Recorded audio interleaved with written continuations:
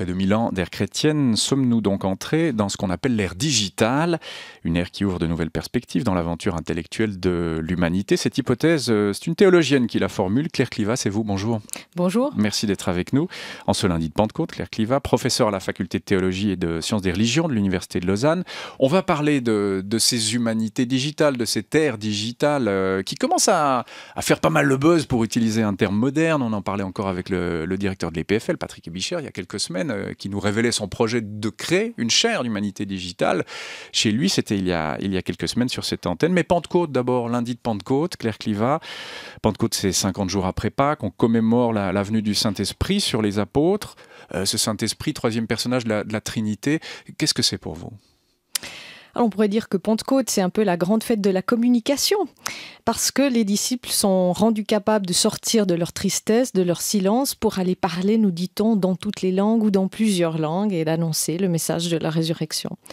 Donc l'Esprit Saint, cette force qui vient donner aux apôtres la capacité d'aller parler dans toutes les langues. C'est la fête inverse de Babel. On a tous en tête ce beau tableau de Bruegel, hein.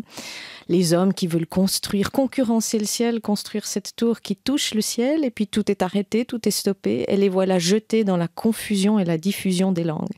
Alors voilà, l'Esprit Saint, c'est un peu cette utopie qu'on arriverait de nouveau à se parler, à se communiquer entre différents peuples. Et Pentecôte, dans l'ère digitale, l'Esprit Saint, c'est quoi alors ? Qu'est-ce qu'il devient là ? Alors, l'Esprit Saint et l'ère digitale, ça c'est deux niveaux différents, mais disons qu'il y a des choses qui sont intrigantes dans la culture digitale, et notamment les progrès, je dirais, de la traduction automatique.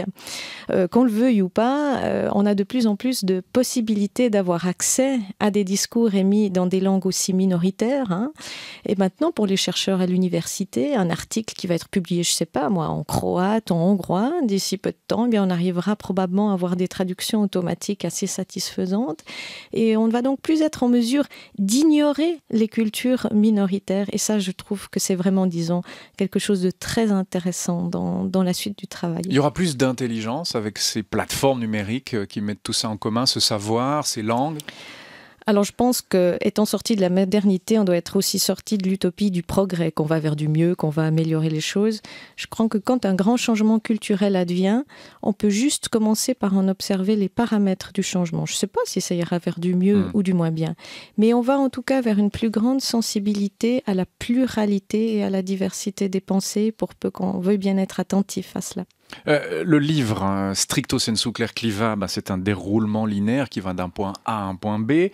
Dans l'ère digitale qu'on vit depuis une vingtaine d'années, tout est superposé, tout est entremêlé, tout est déstabilisé. Quelle est la conséquence de ce changement de paradigme ?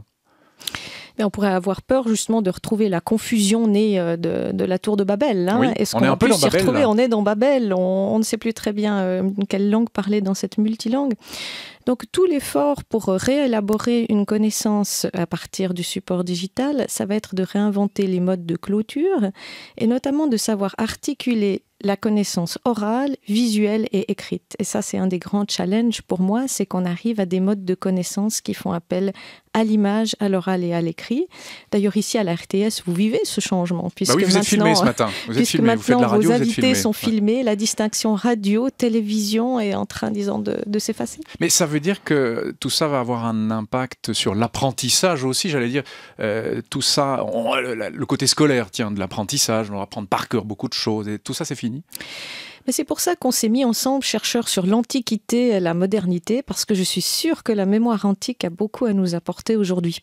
C'était une culture où 90% des gens ne savaient ni lire ni écrire, donc on utilisait justement les images, la tradition orale et des techniques d'apprentissage que nous avons en bonne partie oubliées. Donc là, il y a tout un potentiel à redécouvrir. Mais c'est la fin du livre, ça.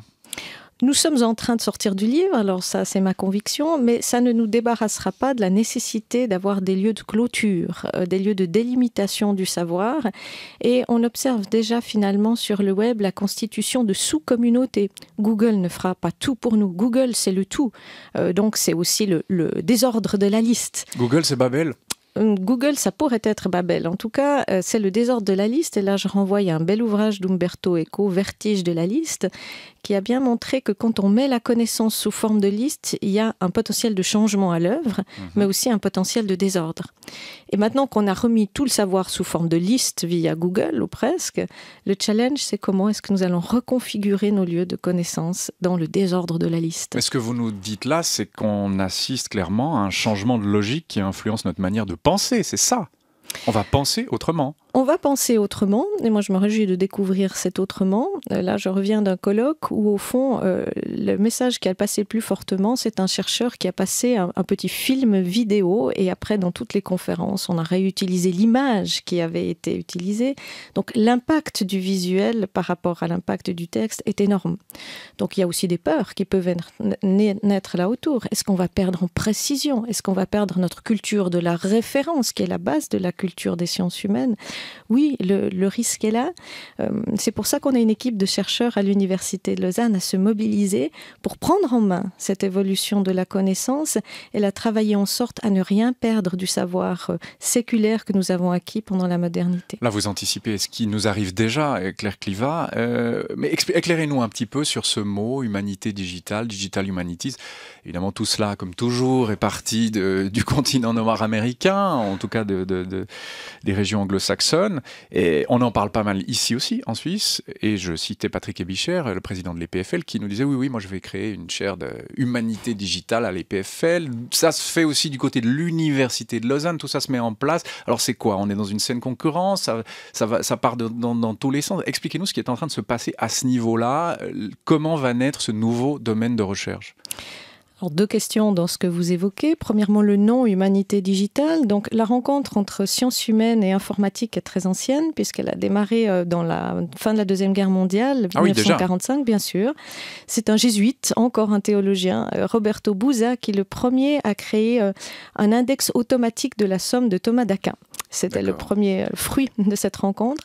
Et pendant 2 générations, on a parlé plutôt de Humanities and, sciences humaines et informatique et ordinateur. Et puis en 2001 apparaît ce nom, Humanité digitale, Digital Humanities, qui va avoir un succès fulgurant, puisque en une dizaine d'années, on se retrouve avec des bachelors, des masters, des doctorats et des postes de professeurs en humanité digitale. Et au fond, ce changement d'étiquette signale le moment précis où les sciences humaines sont tout entières reconfigurées par la culture digitale. Mais à mon avis, on est là dans un moment de face à face où les chercheurs que nous sommes, on prend conscience de cette transformation et probablement que d'ici une vingtaine d'années, le mot digital risque de tomber parce que ce sera un peu comme Monsieur Jourdain.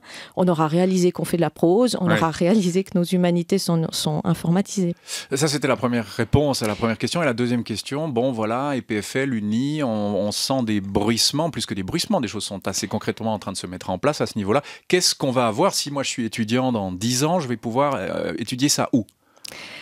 Alors, bon, les reconfigurations institutionnelles ne sont pas de ma prérogative. Sans entrer dans les détails, mais soyons concrets pour ceux qui nous écoutent. C'est la reconfiguration du savoir. Au fond, la séparation entre sciences humaines et sciences dures est un fruit de la culture imprimée. Quand on était dans la culture du manuscrit, on peut prendre par exemple à Venise au XVe siècle la figure de Basilios Bessarion, intellectuel du XVe siècle. Eh bien, il s'intéressait à la fois à commenter le Nouveau Testament, à commenter Archimède, à recopier des traités de mathématiques. Il lisait tout ce qu'il avait sous la main absolu dans sa bibliothèque. Voilà. À partir du moment où la culture imprimée se met en place, le savoir est copié à de nombreux exemplaires et vous devenez spécialiste peu à peu d'un petit morceau et vous ne lisez plus forcément le reste ou de moins en moins d'autres choses. Donc le digital, et c'est ce que vous nous dites Claire Clivat, en finit une fois pour toutes peut-être avec ce fameux fossé entre sciences dures et sciences humaines. Le digital rassemble tout ça, comme au bon vieux temps de l'humanisme. Vous allez un peu vite en besogne. Mais en tout cas, c'est la possibilité de remettre ensemble les différents registres de la connaissance. Et vous posiez la question de la formation de demain pour les étudiants. Personnellement, je pense que dans 10 ou 15 ans, l'étudiant en sciences humaines aura forcément une partie de formation en informatique. Ça ne peut pas être le cas autrement. Et cette division sciences humaines, sciences dures va aller vers une reconfiguration du savoir où nous serons ensemble à porter la culture, certainement. Claire Clivat, vous publiez publié ces jours un ouvrage qui s'intitule Lire demain, justement des manuscrits antiques à l'ère digitale, avec cette particularité, il y aura un format papier, un bon vieux livre, une version e-book beaucoup plus complète, elle sera plus complète, riche de liens, d'hypertextes, donc l'e-book plus complet que le livre, c'est ça l'avenir ? Oui, je pense. Donc cette publication Lire demain avec mes collègues Vallotton, Mézo et Verheyden met en avant l'e-book, puisque nous avons fait une petite version papier avec une partie seulement des textes. Et si vous voulez le tout, y compris les films des conférences, c'est sur l'e-book. Alors ça offre des possibilités fantastiques. Dans les articles, on peut cliquer directement sur les liens. On est tout de suite en interaction avec des textes qui se trouvent en dehors de l'e-book. Et puis vous pouvez aussi vous amuser à confronter ce que le chercheur dit dans sa conférence filmée et ce qu'il dit dans son article pour voir s'il s'exprime différemment via l'oralité ou via l'écrit. Les étudiants, vos étudiants en théologie sont sensibles à tout ce que vous leur dites. Ils sont évidemment hyper connectés. C'est la digital born generation, des gens qui ont toujours eu ça dans les mains, ceux qui ont 20 ans aujourd'hui. Comment ils reçoivent ce que vous nous racontez ce matin ? Ils perçoivent déjà tout ça ? Naturellement, et bien plus vite que les enseignants qu'ils ont en face d'eux, génération oblige. Ils ont la plupart du temps maintenant un iPad ou un ordinateur, donc la possibilité d'aller chercher encore plus vite que le professeur les informations. Donc vous êtes dépassé, et de remettre en question. Alors, écoutez, on a quand même une petite marge d'avance, mais le modèle de celui ou celle qui donne la connaissance à des personnes qui en face n'en ont pas est totalement révolu, c'est clair.